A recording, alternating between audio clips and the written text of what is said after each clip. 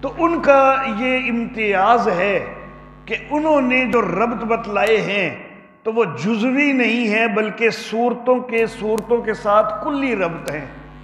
حضرت حسین علی رحمہ اللہ وہ ربط کا انداز یہ رکھتے ہیں کہ پچھلی جو صورت تھی اس کا خاص مضمون، اس کے اندر مرکزی مضمون یہ تھا اور اب مرکزی مضمون یہ ہے اور اس کی اس کے ساتھ اس طرح مناسبت ہے۔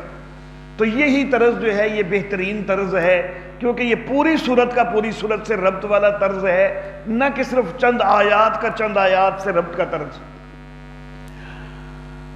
سورہ کہف کا اس سے پہلی صورت بنی اسرائیل کے ساتھ کیا ربط ہے، اس حوالہ سے ایک ربط جو ہے وہ صرف سورہ بنی اسرائیل سے نہیں بلکہ پورے قرآن حکیم کے ساتھ ایک ربط، اس کا میں کل کے درس میں ذکر کر چکا ہوں کہ قرآن حکیم کے 4 حصے ہیں اور ہر حصہ جو ہے وہ لفظ الحمدللہ سے شروع ہوتا ہے۔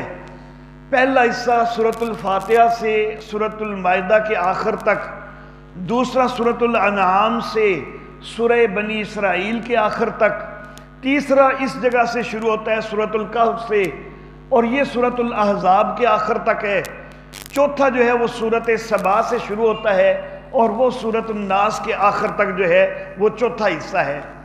پہلا حصہ جو ہے اس کے اندر زیادہ تر بیان خالقیت کا ہے، دوسرے میں زیادہ تر بیان ربوبیت کا ہے، تیسرے میں زیادہ تر جو یہ حصہ اب ہم شروع کرنے لگے ہیں اس میں زیادہ تر بیان یہ ہے کہ مالک اور مختار دنیا کے اندر اللہ ہی ہے، اور جو اس سے اگلا حصہ آئے گا اس کے اندر جو ہے وہ زیادہ مسئلہ یہ ہوگا کہ مالک اور مختار آخرت میں بھی اللہ ہی ہے۔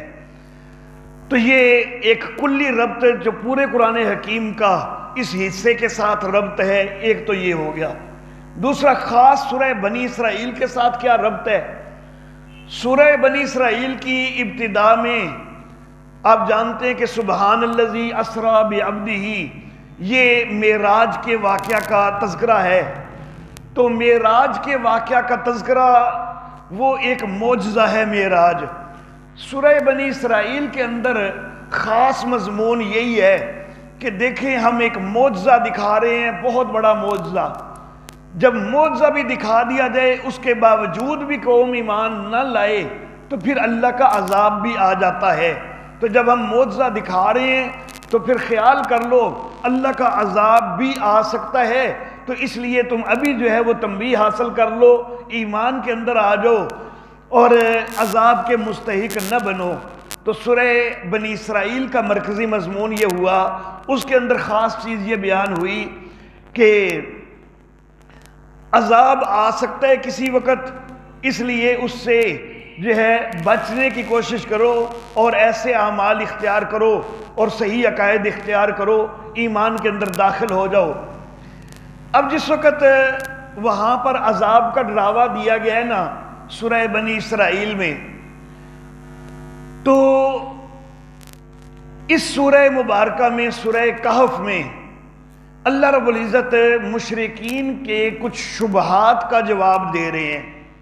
وجہ اس کی یہ ہے کہ جب اللہ رب العزت نے عذاب سے ڈرایا ہے، اب اگر عذاب سے ڈرانے کے بعد اچانک عذاب آ جاتا ہے اور ان کے کچھ شکوک و شبہات ہیں، وہ ان کے شکوک و شبہات جو ہیں ان کا ازالہ کوئی نہیں کیا جاتا، سیدھا عذاب آ جاتا ہے، تو ان کو یہ حجت بنانے کا موقع ملے گا کہ ہمارے ساتھ تو زیادتی کی گئی ہے، ہم تو مسئلہ ماننے کے لیے تیار تھے، اگر ہمارے شکوک و شبہات کا ازالہ ہو جاتا تو ہم مان لیتے، لیکن ہمارے شبہات کا ازالہ کوئی نہیں کیا گیا اور سیدھا ہم پر عذاب دے دیا گیا ہے، یہ تو ہمارے ساتھ زیادتی ہوئی ہے۔ تو اس لیے اب اس سورہ مبارکہ میں اللہ رب العزت ان کے شبہات کا جواب دیتے ہیں تاکہ کسی قسم کی جو ہے وہ ان کو حجت بنانے کا موقع نہ ملے۔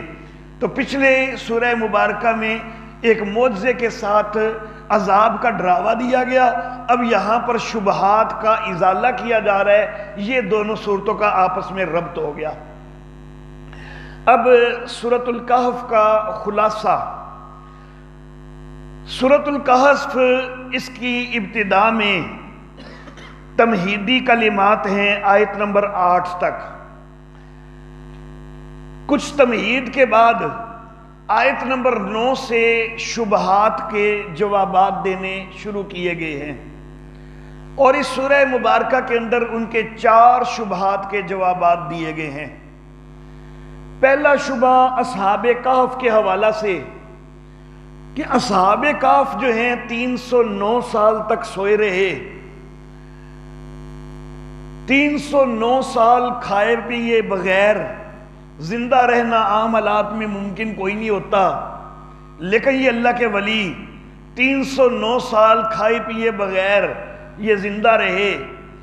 پھر یہ اللہ کے ولی 309 سال تک کروٹیں بدلتے رہے. سورج کی دھوپ کو بھی یہ ٹال لیتے تھے، سورج کی دھوپ ان کے اوپر نہیں پڑتی تھی، ان کو ڈسٹرب نہیں کرتی تھی. تو بڑے اختیار والے ہیں، بڑے کرنی والے ہیں کہ سورج تک کے اوپر ان کی حکومت چلتی ہے، کہ سورج کو بھی اپنی مرضی کے مطابق یہ چلا رہے تھے. تو یہ جو ہے اصحاب کہف کے حوالہ سے پہلا شبہ ہے. اللہ رب العزت نے اس شبہ کا جواب دیا کہ ان کو تو اپنے ٹھہرنے کی مدت تک کا بھی پورا پتہ کوئی نہیں تھا. تم ان کو اتنے اختیارات والا سمجھ رہے ہو، ان کو تو اپنے ٹھہرنے کی مدت تک کا بھی پتہ کوئی نہیں.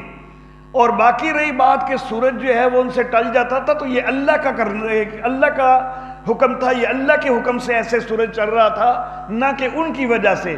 یہ تو اللہ کی ایک نشانی تھی، اللہ کی قدرت کا نمونہ تھا، یہ ان کے اختیار میں کوئی نہیں تھا، یہ اللہ کے اختیار سے ہو رہا تھا. تو یہ ان کے پہلے شبہ کا جواب دیا گیا. دوسرا شبہ جنات کے حوالہ سے کہ کئی دفعہ جنات کو مدد کے لیے پکارا جاتا ہے، جنات سے مدد مانگی جاتی ہے تو کئی کام ہو جاتے ہیں. تو جنات جو ہے وہ ہمارے حاجت روا ہو گئے، جنات ہمارے مشکل کشا ہو گئے. تو اس شبہ کا جواب دیا گیا کہ جنات تو تمہارے دشمن ہیں، اور تم اپنے دشمن کو یہ حاجت روا مانو گے، اپنے دشمن کو اپنا مشکل کشا مانو گے، تو وہ تو تمہیں نقصان پہنچانے کی کوششیں کرتے ہیں، وہ تمہارے حاجت روا مشکل کشا کہاں سے ہو گئے. تیسرا شبہ ہے حضرت خضر علیہ الصلاۃ و تسلیمات کے حوالہ سے.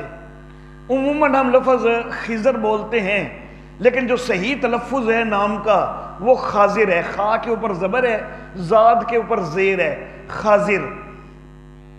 تو بہرحال حضرت خضر علیہ الصلاۃ و تسلیمات کے حوالہ سے کہ جی وہ بڑے عجیب و غریب انہوں نے کام کیے، اور وہ مستقبل کی چیزوں کو جانتے تھے، تو ان کے مطابق پہلے ہی وہ کام کر لیتے تھے، تو وہ عالم الغیب ہوئے.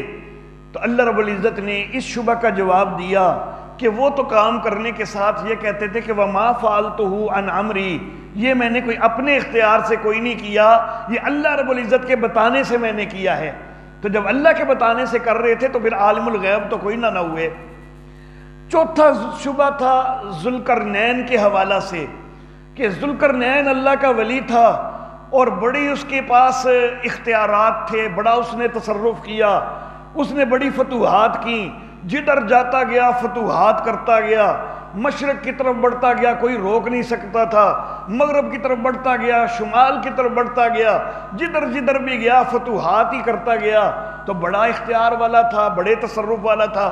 تو جواب دیا کہ وہ تو اسباب کے تحت کام کرتا تھا، اسباب کو کام میں لاتا تھا، اور مشرق کی طرف بھی گیا، جہاں تک اسباب نے ساتھ دیا تھا وہاں تک جا سکا تھا، جہاں آگے اسباب ساتھ چھوڑ گئے تو ایک قدم بھی آگے کوئی نہیں جا سکا تھا.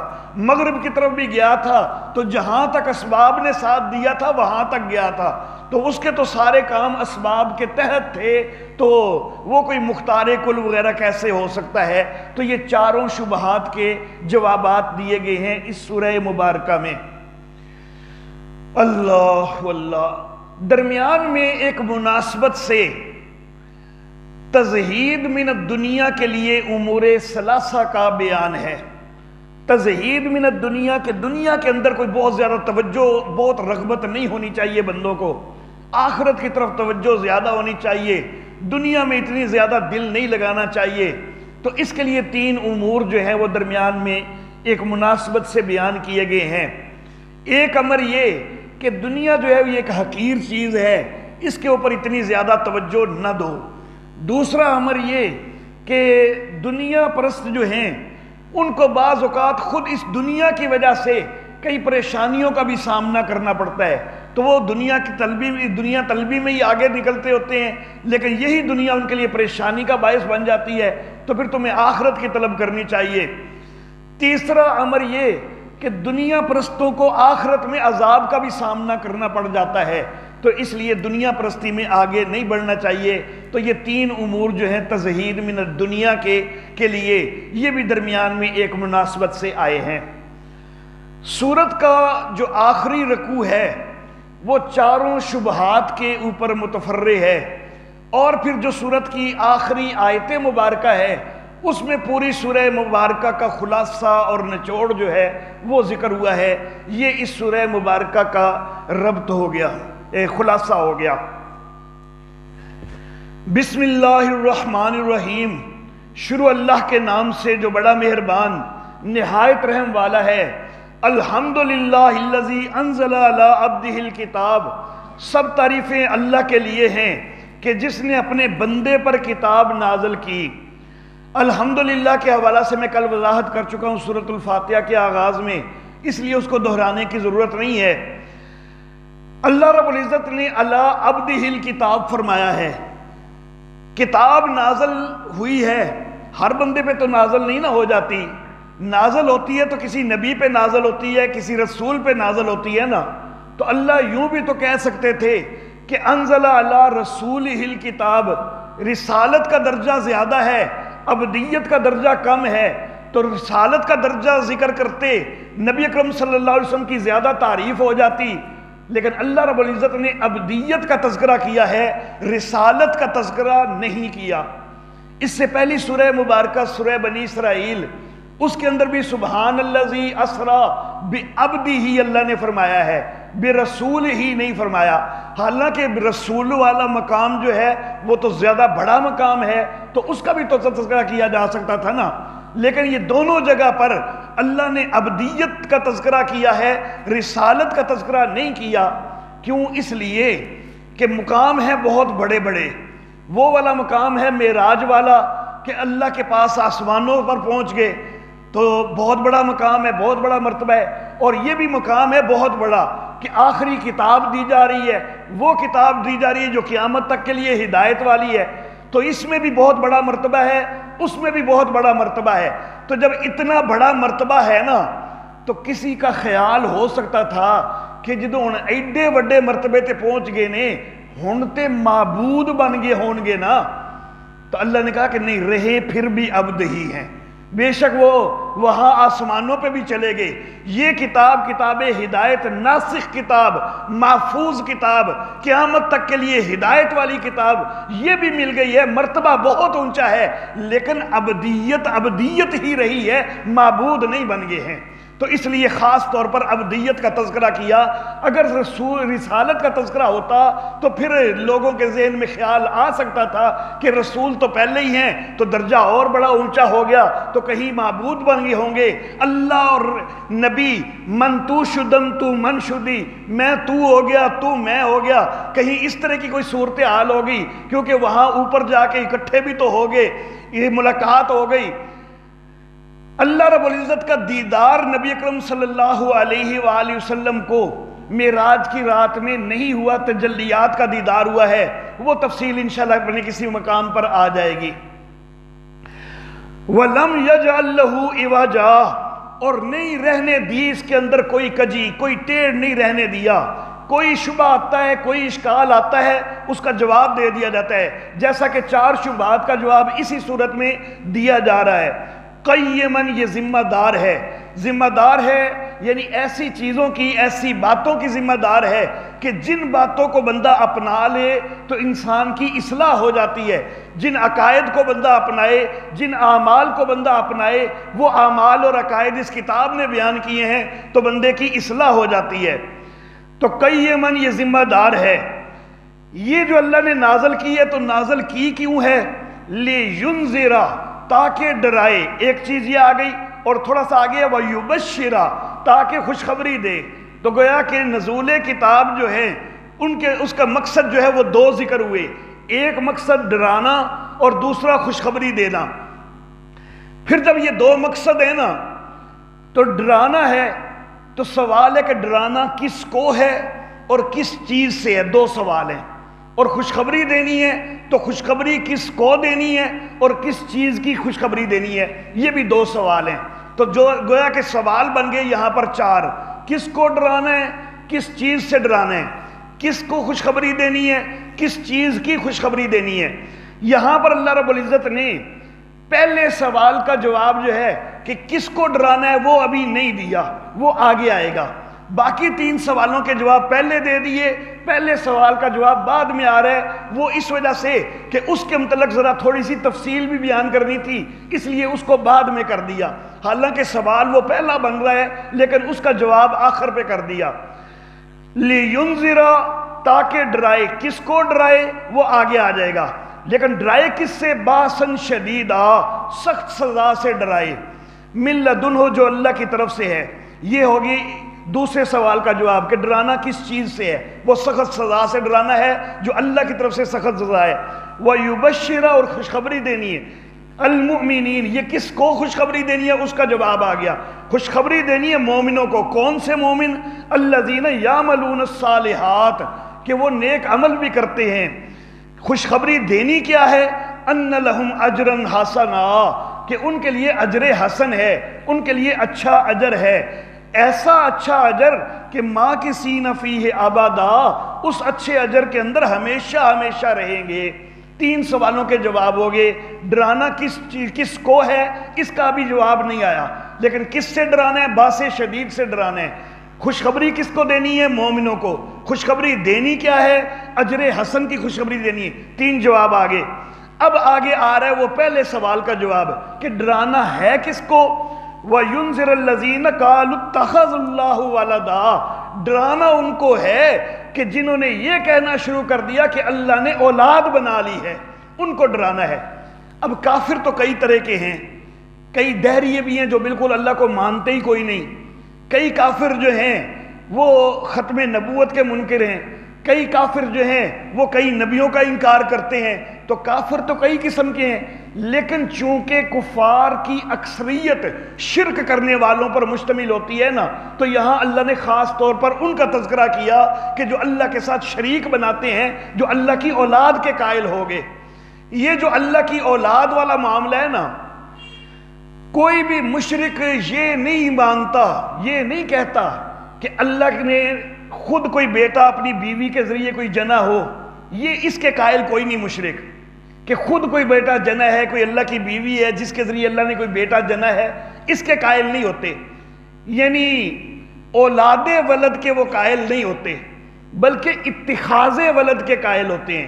اولاد ولد ہے خود اپنا بچہ پیدا ہونا, اپنی اولاد پیدا ہونا, اور اتخاذ ولد ہے بیٹا بنا لینا, کسی کو بیٹا بنا لینا یا بیٹی بنا لینا. تو وہ اتخاذ ولد کے قائل ہیں. یہاں پر بھی اللہ نے فرمایا کہ اتخذ اللہ, یہاں پر بھی اتخاذ کا تذکرہ ہے کہ وہ لوگ کہتے ہیں کہ اللہ نے بیٹا بنا لیا. اب بیٹا بنا لیا اس کی وجہ یہ نہیں کہ اللہ کی اولاد نہیں ہو رہی تھی تو اللہ کو جو ہے وہ اس کے اوپر دکھ ہو رہا تھا کہ میری اولاد کوئی نہیں ہو رہی تو پھر اللہ نے کسی اور کو بیٹا بنا لیا. نہیں, یہ نہیں کہا, اس کے قائل کوئی نہیں ہے, اس کا قائل کوئی مشرک نہیں ہے. بلکہ بیٹا بنا لیا نا تو وہ کیوں قائل ہیں؟ وہ کہتے ہیں کہ ایڈے اللہ دے لاڈلے نے کہ اینا دی اللہ پھر موڑ نہیں سکتا. پیار دی وجہ تے اللہ نے بیٹا بنا لیا تے بیٹی بنا لیا, تے پھر بیٹے اور بیٹی دی موڑی تے نہیں نہ جا سکتی, تے اے اللہ کو منوا سکتے نے. انہاں دے اگے اللہ معاذ اللہ اپنے پیار دے ہتھوں مجبور ہو جاندے نے, اللہ نو مننی پہ جاندی ہے. حالانکہ اللہ الصمد, اللہ بے نیاز ہے, اللہ کسی کے آگے بھی مجبور کوئی نہیں ہوتا. پوری کائنات میں میرے اللہ رب العزت کو جو سب سے زیادہ محبوب ہستی ہے وہ میرے آقا محمد عربی صلی اللہ علیہ وآلہ وسلم کی ہے. اللہ اللہ, یہ جو سورہ مبارکہ ہے اس کا پس منظر جو ہے کہ مکہ والوں نے یہودیوں سے 3 سوال کیے تھے. یہودیوں سے ایک سوال کیا تھا. مکہ والے گئے تھے مدینہ باقاعدہ ایک وفد بنا کے کہ ہمیں بتلائیں. نضر بن حارث بن گیا تھا, عقبہ بن ابو معیط بھی گیا تھا اس وفد کے اندر, کہ ہمارے علاقے میں ایک بندے نے نبوت کا دعویٰ کیا ہے, ہم اس کو مانتے کوئی نہیں, ہم آج تک تو ڈنڈے کا زور چلاتے رہے ہیں, لیکن وہ آگے دیتا ہے دلائل. دلائل کے جواب ہمارے سے بن کوئی نہیں پاتے, تو ہمیں کوئی ایسی چیز بتاؤ نا کہ ہم اس کو زچ کر سکیں. تو یہودیوں نے کہا تھا کہ 3 سوال کرو اس سے.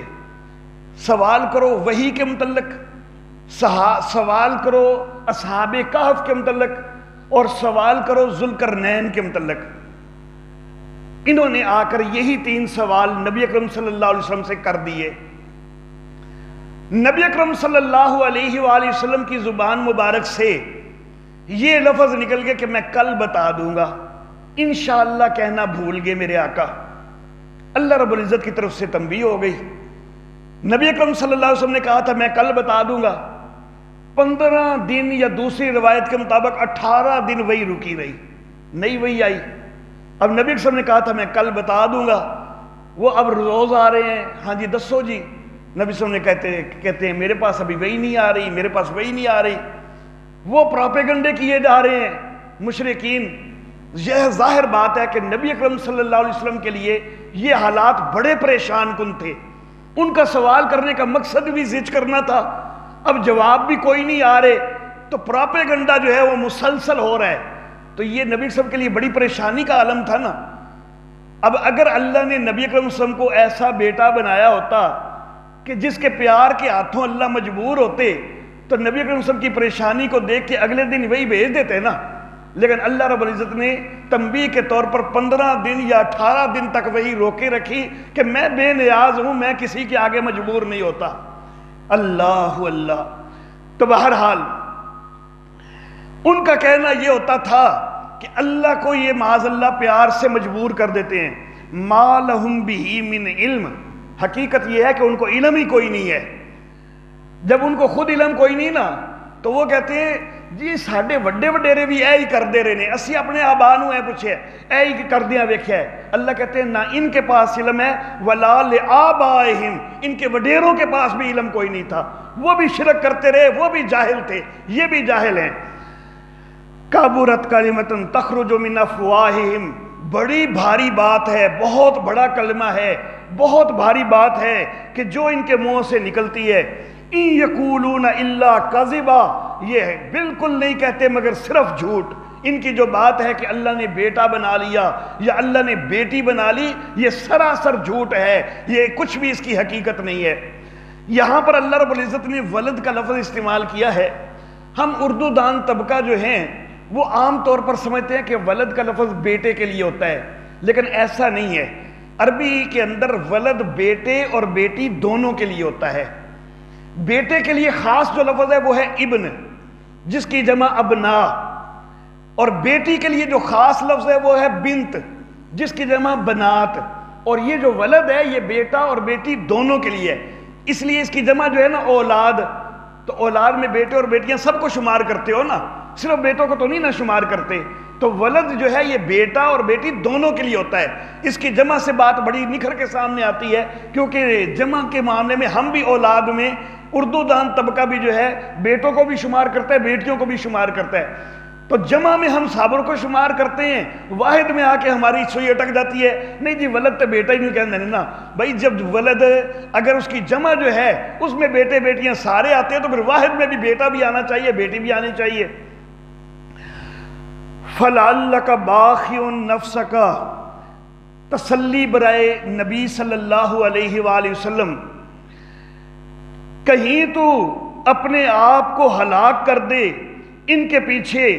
اگر یہ ایمان نہیں لائیں, اگر یہ نہ مانے اس بات کو, افسوس کھا کر نبی اکرم صلی اللہ علیہ وسلم پریشان ہوتے تھے کہ میں دعوت دے رہا ہوں، تبلیغ کر رہا ہوں، یہ لوگ ایمان کوئی نہیں قبول کر رہے۔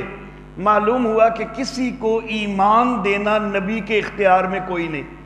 اللہ نے واضح طور پر بھی فرما دیا اِنَّكَ لَا تَهْدِي مَنْ أَحْبَبْتَ وَلَٰكِنَّ اللَّهَ يَهْدِي مَن يَشَاءُ۔ اے نبی، تو جس کو پسند کرے تو اس کو ہدایت کوئی نہیں دے سکتا، لیکن اللہ ہے کہ جس کو چاہتا ہے ہدایت دے دیتا ہے۔ نبی کس لیے بھیجے جاتے ہیں؟ ہدایت کی دعوت دینے کے لیے۔ نبوت کے مقصد یہ ہے نا کہ لوگوں کو ہدایت کی طرف بلانا۔ اب ہدایت کے لیے بلانا یہ مقصد ہے نبوت کا، لیکن اس کا بھی نتیجہ نبی کے اپنے اختیار میں کوئی نہیں رکھ دیا گیا۔ ہدایت کی طرف بلائے گا تو صحیح نبی، لیکن ہدایت پر لے آنا یہ نبی کے اختیار میں کوئی نہیں۔ تو جو نبوت کی بعثت کا جو مقصد ہے وہ بھی گویا کہ مکمل طور پر نبی کے اختیار میں نہیں دے دیا گیا کہ نبی جس کو چاہے ہدایت دے دیں، نہیں دے دیا گیا۔ تو نبی کی بعثت کا مقصد جو ہے، جب اس کا بھی نتیجہ نبی کے اپنے اختیار میں نہیں ہے تو نبی حاجت روائیوں کے لیے تو آتے ہی کوئی نہیں۔ جس کے لیے نبی آئے ہیں اس کا نتیجہ بھی نبی کے اپنے اختیار میں کوئی نہیں، تو حاجت روائیوں کے لیے تو نبی آئے ہی کوئی نہیں، تو پھر نبی حاجت روا ہو سکتے ہیں؟ مشکل کشائیوں کے لیے تو نبی آئے ہی کوئی نہیں، تو کیا نبی مشکل کشا ہو سکتے ہیں؟ وہ تو ان کی بعثت کا مقصد ہی کوئی نہیں۔ بیٹے اور بیٹیاں دینے کے لیے تو نبی آئے ہی کوئی نہیں، تو جب ہدایت کے لیے جس کے لیے نبی آئے ہیں اس کا بھی نتیجہ ان کے اپنے اختیار میں کوئی نہیں، تو پھر بیٹے بیٹیاں دینے کا اختیار بھی کوئی نہیں ہے نبیوں کے پاس۔ اللہ اللہ۔ تو اے نبی، کہیں آپ اپنے آپ کو ہلاک نہ کر دیں ان کے پیچھے کہ یہ اس کو بات کو مانتے نہیں ہیں، افسوس کرتے ہوئے اِنَّا جَعَلْنَا مَا عَلَى الْأَرْضِ زِينَةً لَهَا۔ یہ کیوں نہیں مانتے؟ اس لیے کہ جو کچھ زمین پر ہے نا اس کو ہم نے ایک رونق بنایا ہوا ہے، یہ بس اسی کے پیچھے لگے رہتے ہیں۔ دنیا طلبی ان کے اندر ایسی بھری ہوئی ہے کہ یہ آخرت کے متعلق سوچتے ہی کوئی نہیں، تیری دعوت کے متعلق سوچتے ہی کوئی نہیں، یہ دنیا کے پیچھے لگے ہوئے ہیں۔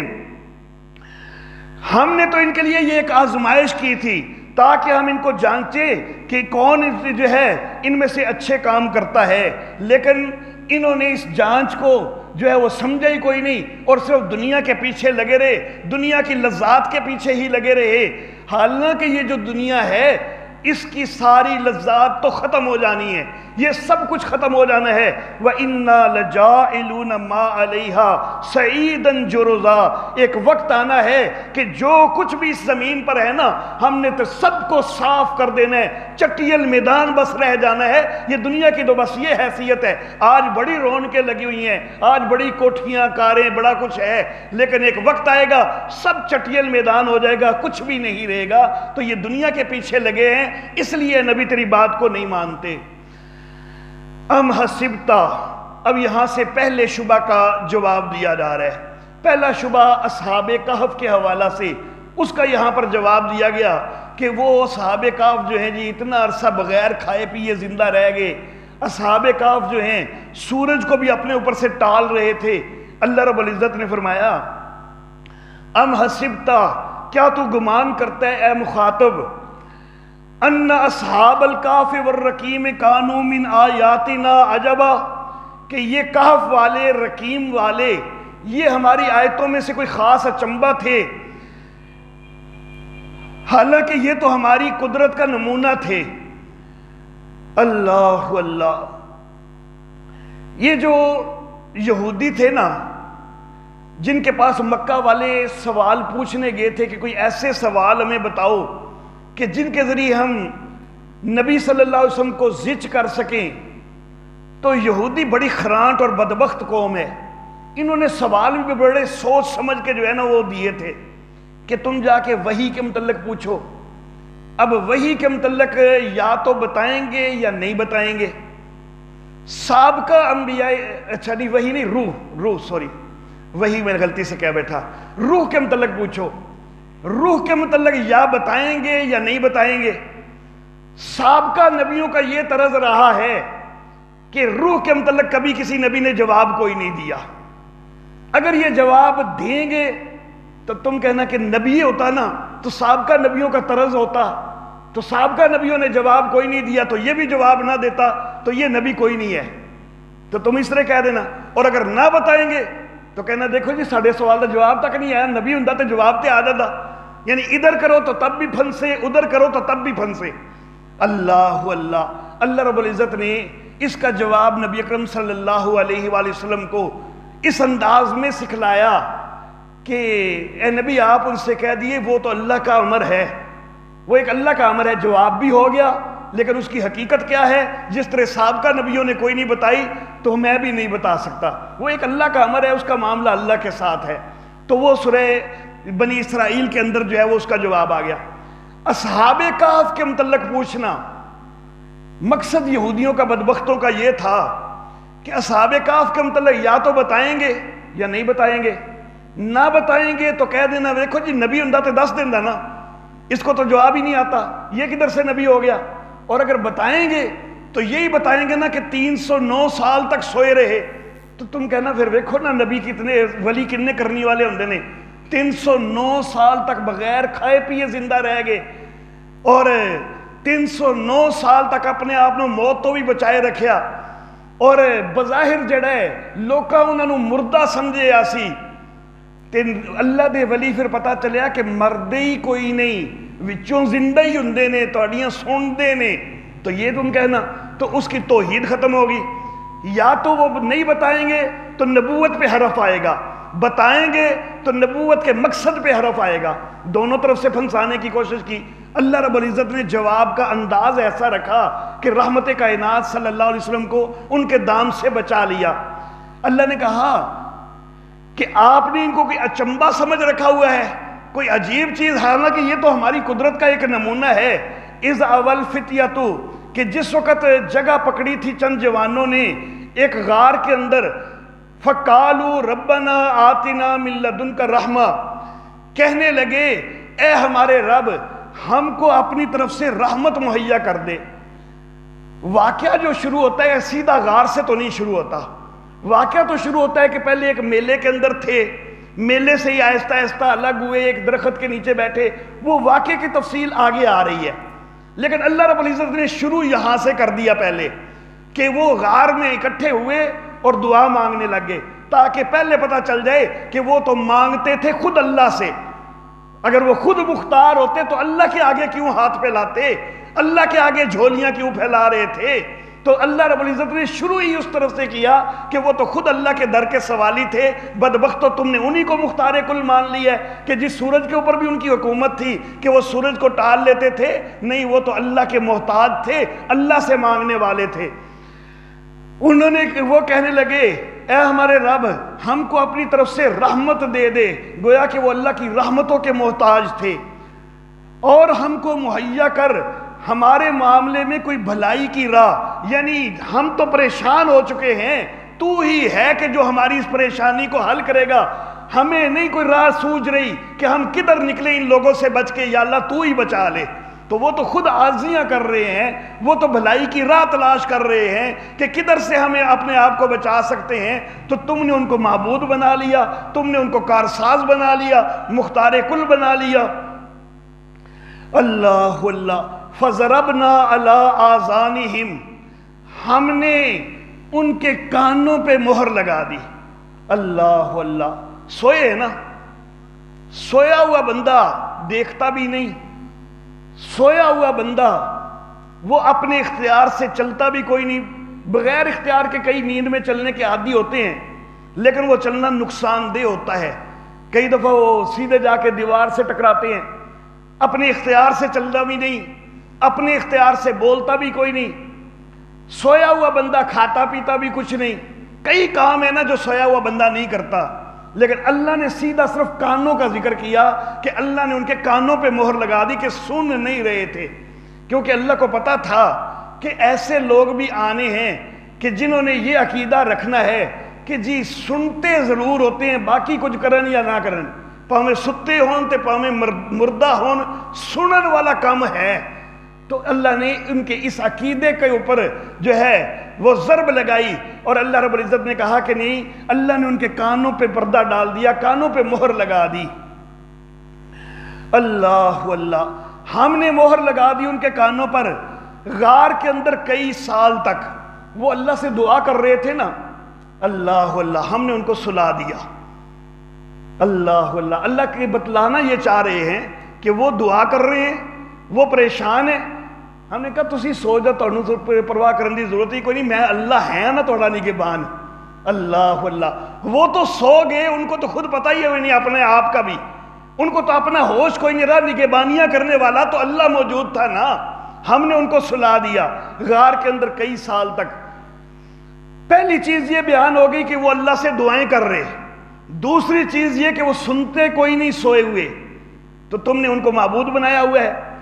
ثم بعثناہم، پھر ہم نے ان کو اٹھایا 309 سال بعد، لنعلم، تاکہ ہم واضح کریں کہ دو جماعتوں میں سے کون سی ہے کہ جس نے خیال رکھا ہے ان کے ٹھہرنے کی مدت کا۔ یہاں پر ای الحزبین کا جو لفظ ہے نا کہ دو جماعتوں میں سے کون سی جماعت ہے، اس پہ عام طور پر لوگ یہ کہتے ہیں کہ دو جماعتوں سے مراد ہیں، آگے ایک آئے گا تفصیل، کہ جس وقت یہ 309 سال بعد اٹھے نا تو ایک نے پوچھا کہ کتنا عرصہ بھائی یہاں پر رہے ہیں، تو کچھ نے کہا کہ بھائی ایک دن یا دن کا کچھ حصہ رہے ہیں، اور کچھ نے کہا یار اللہ ہی بہتر جانتا ہے کتنا رہے ہیں۔ اب یہاں پر دیکھیں ایک گروہ کیا کہہ رہا ہے، ایک بندہ تو پوچھ رہا ہے، باقی دو گروہ ہیں۔ ایک گروہ ہے جو ایک مدت بیان کر رہا ہے کہ ایک دن یا دن کا کچھ حصہ، ایک گروہ ہے وہ ایک مدت ذکر کر رہا ہے۔ دوسرے گروہ نے کوئی مدت ذکر کی ہے، دوسرے گروہ نے کہا کہ بھائی اللہ کو پتہ ہے۔ اب اللہ یہاں پر یہ کہہ رہے ہیں کہ ہم یہ واضح کرنا چاہتے تھے کہ کس گروہ کو زیادہ یاد ہے ان کی مدت۔ یہ تو تب ہونا کہ دونوں اپنے اپنے طور پر کوئی دعویٰ کر رہے ہوں، اس نے بھی کوئی دعویٰ کیا ہو کہ اتنا ٹھہرے ہیں، اس نے بھی کوئی دعویٰ کیا ہو کہ اتنا ٹھہرے ہیں، تو پھر تو ان میں تقابل ہو سکتا ہے کہ دیکھنا کہ ان میں سے کون سا زیادہ یاد رکھنے والا ہے۔ لیکن جب دوسرے نے تو ویسے ہی ہتھیار ڈال دیے ہیں کہ بھائی اللہ کو ہی پتہ ہے، تو پھر اللہ جو کہہ رہے ہیں کہ دو گروہوں میں سے زیادہ جاننے والا کون ہے، اس کا تو یہاں پر پھر تو کوئی نہیں بنتا۔ تو اصل معاملہ یہ ہے کہ یہاں پر ان کے آپس کے دو گروہ مراد کوئی نہیں، یہاں مراد ہے ایک ہے شہر والوں کا گروہ اور ایک ہے اللہ کے ان ولیوں کا گروہ۔ یہ جو 7 اللہ کے ولی ہیں یہ ایک گروہ ہیں، دوسرے ہیں شہر والے۔ یہ اللہ کے ولی، ان کو نہیں پتا چلا کہ ہم کتنا عرصہ رہے ہیں، حالانکہ ان کے اپنے وجود کے ساتھ معاملہ ہے، اور وہ شہر والے ان کو پتا ہے کہ 309 سال تک رہے ہیں۔ اللہ کے ولی جو ہیں ان میں سے ایک پوچھ رہا ہے، گویا اس کو بھی پتا کوئی نہیں۔ کچھ کہہ رہے ہیں کہ ایک دن یا دن کا کچھ حصہ، حالانکہ 309 سال کہاں اور دن یا دن کا کچھ حصہ، بڑا ہی غلط بتا رہے ہیں، ان کو کچھ نہیں پتا۔ کچھ یہ کہہ رہے ہیں بھائی اللہ کو ہی پتا ہے، یعنی ان کو بھی کچھ نہیں پتا۔ تو جو اللہ کے ولی ہیں ان کو اپنے ٹھہرنے کی مدت کوئی نہیں پتا، جو علاقے کے لوگ ہیں ان کو زیادہ پتا ہے۔ تو یہ ای الحزبین سے مراد ایک اللہ کے ولیوں کا گروہ اور ایک علاقے کے لوگوں کا گروہ، یہ دو گروہ ہیں۔ خود جو مفسرین کہتے ہیں نا ان کے اپنے دو گروہ، وہ تو تب ہوتا ہے نا کہ دونوں نے کوئی دعویٰ کیا ہوتا، جبکہ وہاں پر ایک کا تو دعویٰ ہے، دوسرے کا دعویٰ ہی کوئی نہیں۔ اس لیے وہ والی تفسیر درست ہو ہی نہیں سکتی۔ تفسیر یہی درست ہے کہ شہر والے زیادہ جانتے ہیں یا یہ اللہ کے ولی زیادہ جانتے ہیں۔ تو اس معاملہ میں کہ جو ہے خود ان اللہ کے ولیوں کے اپنے وجود سے متعلق معاملہ تھا، شہر والوں کے متعلق معاملہ نہیں تھا، تو ان کے اپنے وجود کے متعلق بھی وہ خود زیادہ نہیں جانتے تھے، شہر والے زیادہ جانتے تھے۔ کیونکہ شہر والوں نے ایک قصہ سنا ہوا تھا کہ 309 سال پہلے جو ہے وہ کچھ لوگ گم ہوئے تھے، وہ اس غار کے اندر گئے تھے، تو اب یہ زندہ ہو کے آئے ہیں۔ انہوں نے وہاں پر باہر تختی پہ اوپر ان کے نام بھی لکھ کے لگائے ہوئے تھے، تو شہر والوں کو زیادہ مدت کا پتہ چل گیا۔ معلوم ہوا کہ اللہ کے ولی عالم الغیب کوئی نہیں ہوا کرتے، سارا علم رکھنے والے کوئی نہیں ہوا کرتے۔ تو اللہ رب العزت نے ابتدا جو ہے وہ کی اس انداز سے کہ ان کے اختیار کی بھی نفی ہو گئی کہ وہ تو اللہ کے آگے جولیاں پھیلا رہے ہیں، اور ان کے علم کی بھی نفی ہو گئی۔ تو جب علم بھی کوئی نہیں ان کے پاس کلی، اختیار بھی کوئی نہیں کلی، تو پھر کس طرح تم ان کو معبود بنا سکتے ہو، کس طرح تم ان کو کارساز بنا سکتے ہو؟ تو اللہ نے عقیدے کا درست کرنا پہلے کر دیا، اب آگے اللہ جو ہے وہ واقعہ بیان کرتے ہیں۔ اللہ اللہ، یہاں پر اللہ رب العزت نے لفظ استعمال فرمائے اصحاب الکہف والرقیم، غار والے اور تختی والے۔ بعض کو یہ غلط فہمی ہو گئی کہ یہ دو الگ الگ واقعے ہیں، غار والے اور ہیں، تختی والے اور ہیں، لیکن زیادہ صحیح بات یہی ہے کہ یہ ایک ہی واقعہ ہے۔ غار کے اندر چونکہ گئے تھے اس لیے ان کو غار والے کہہ دیا گیا۔ الرقیم بمعنی مرقوم، تختی جس کے اوپر لکھا ہوا ہے۔ جس وقت وہ ایک غار کے اندر چلے گئے نا، اللہ نے ان کو نیند دے دی، لیکن نیند کے ساتھ ساتھ اللہ رب العزت نے کچھ ایسی کیفیت بنا دی تھی، ان کی آنکھیں کھلی ہوئی تھیں، جیسا کہ آگے آ رہا ہے، ان کی آنکھیں کھلی ہوئی تھیں، اور ایک ایسے رعب کی کیفیت بنی ہوئی تھی کہ غار کے اندر جو بھی جھانکتا تھا نا، ڈر کے پیچھے بھاگ جاتا تھا، مرعوب ہو جاتا تھا، دہشت زدہ ہو جاتا تھا، اندر جانے کی کوئی جرت نہیں کرتا تھا۔ تو لوگوں نے یہ سمجھ لیا کہ شاید یہ فوت ہو گئے ہیں۔ مردہ کی کئی دفعہ آنکھیں بظاہر کھلی رہ جاتی ہیں نا، دیکھ تو نہیں رہا تھا، آنکھیں کھلی رہ جاتی ہیں، جب تک پھر اوپر سے کوئی بند نہ کرے، وہ خود تو بند کر نہیں سکتا۔ اللہ اللہ، خود اپنی آنکھیں بھی بند کوئی نہیں کر سکتا، لوگوں کی حاجت روائی بھی کر سکتا ہے۔ اللہ کے ولی اگر فوت ہو جائیں تو لوگ کہتے ہیں جی حاجت روا نے، مشکل کشا نے، حالانکہ اگر اکھ کھلی رہ جائے تو وہ تو بیچارے اپنی اکھ نو بھی بند کوئی نہیں کر سکتے، اپنی پلک تک پر بھی اختیار کوئی نہیں۔ لوگوں کے حاجت روا پتہ نہیں کدھر سے بن جاتے ہیں۔ اللہ اللہ، تو لوگوں نے پھر ان کو کہا کہ یہ تو اندر جا کے فوت ہو گئے ہیں، تو چلو ان کی یاد میں ان کے نام جو ہیں یہاں پر لکھ دیتے ہیں۔ تو تختی سے مراد یہ جو گاچی سے جس کو ہم صاف کرتے ہیں وہ والی تختی نہیں ہے لکڑی کی، بلکہ پتھر کی سل جو ہے اس کے اوپر نام لکھے گئے، تو وہ پتھر کی سل اس غار کے ساتھ لگا دی گئی۔ اللہ اللہ، امام بخاری رحمہ اللہ انہوں نے بھی جو ہے نا وہ یہاں پر حدیث الغار کا ایک الگ ذکر کر دیا۔ اصحاب الرقیم کے تحت انہوں نے وہ جو غار کا ایک واقعہ ملتا ہے حدیث میں کہ 3 آدمی ایک غار کے اندر چلے گئے، تو اوپر جو ہے وہ ایک پتھر آ گیا، تو انہوں نے اپنے اپنے اعمال کا واسطہ دے کے اللہ سے دعا مانگی تو وہ پتھر سرک گیا۔ تو امام بخاری رحمہ اللہ نے بھی یہاں پر جو ہے وہ اس چیز کا ذکر کر دیا ہے، حالانکہ زیادہ صحیح بات جو ہے وہ یہی ہے کہ یہ اصحاب الرقیم کوئی الگ نہیں ہے، جو اصحاب کاف ہیں وہی اصحاب الرقیم ہیں۔ اب ہم نے ذرا یہ دیکھنا ہے کہ یہ اصحاب کاف کون تھے، کہاں سے تھے، ان کا دور کون سا تھا۔ حضرت اسماعیل علیہ الصلاۃ و تسلیمات، ان کے ایک بیٹے کا نام ہے نابت، نون الف با اور تا، بے کے بعد جو تے ہوتا ہے، نابت۔ نام کا تلفظ جو ہے نابت بھی ملتا ہے، نبت توئیں کے ساتھ وہ بھی ملتا ہے، نبیت بھی ملتا ہے، اور نبایوت توئیں کے ساتھ وہ بھی ملتا ہے۔ نام کے مختلف تلفظ ملتے ہیں۔ یہ جو حضرت اسماعیل علیہ السلام کا بیٹا ہے، اس کی جو اگلی نسل ہے، جو اولاد ہے، ان کو انبات بھی کہا جاتا ہے اور نبتی بھی کہا جاتا ہے۔ اس بیٹے کی نسبت سے نبتی کہا جاتا ہے ان کو۔ یہ جو نبتی لوگ ہیں نا، حضرت اسماعیل علیہ السلام، یہ تو آپ جانتے ہیں کہ حضرت ابراہیم علیہ السلام نے ان کو بچپن میں جو ہے یہ مکہ کے اندر چھوڑا تھا، وہ یہیں پہ پروان چڑھے تھے، تو یہ ان کی اولاد بھی ظاہر ہے کہ آگے یہی تھی۔ لیکن یہ جو نبت کی اولاد، نبتی لوگ تھے نا، یہ اس علاقے کو چھوڑ گئے تھے، کیونکہ یہاں کی بدویانہ زندگی تھی، کبھی ایک جگہ پہ کبھی دوسری جگہ پہ، تو انہوں نے اس چیز سے اکتا کے علاقہ چھوڑ دیا تھا اور کہیں اور جا کے بس گئے تھے۔ یہاں تک کہ ان کی جو اگلی نسلیں تھیں نا، یہ تو عربی النسل تھے، لیکن اگلی نسلیں جو ہیں نا وہ اپنی یہ شناخت تک بھی بھول گئی تھی کہ ہم عربی النسل ہیں۔ تو انہی کے اندر یہ اصحاب کہف بھی ہیں۔ حضرت عمر فاروق رضی اللہ تعالیٰ عنہ کا ایک قول ہے کہ تعلم النسب، نسب سیکھا کرو، وَلَا تَكُونُوا كَنِبْتِ السَّوَادِ، سواد کے نبتیوں کی طرح نہ ہو جاؤ۔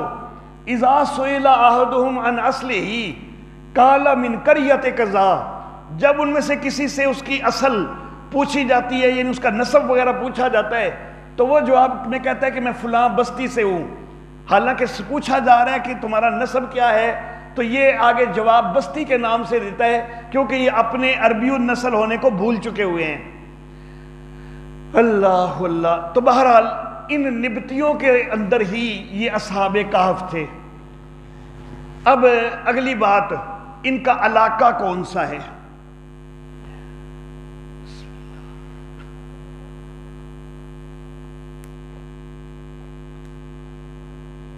الحمدللہ۔ اس حوالہ سے 3 اقوال زیادہ مشہور ہیں۔ ایک قول ہے ترکی کے حوالہ سے، اور 2 قول ہیں اردن کے حوالہ سے۔ ترکی کے حوالہ سے ایک قول یہ ہے کہ ترکی کا ایک شہر ہے ازمیر، جس کو سمرنا بھی کہا جاتا ہے۔ اس سمرنا یا ازمیر کے جنوب میں تقریباً 58 کلومیٹر کے فاصلہ پر، اور جو ترکی کا مشہور شہر ہے استنبول، اس سے جنوب اور قدرے مغرب میں تقریباً 371 کلومیٹر کے فاصلہ پر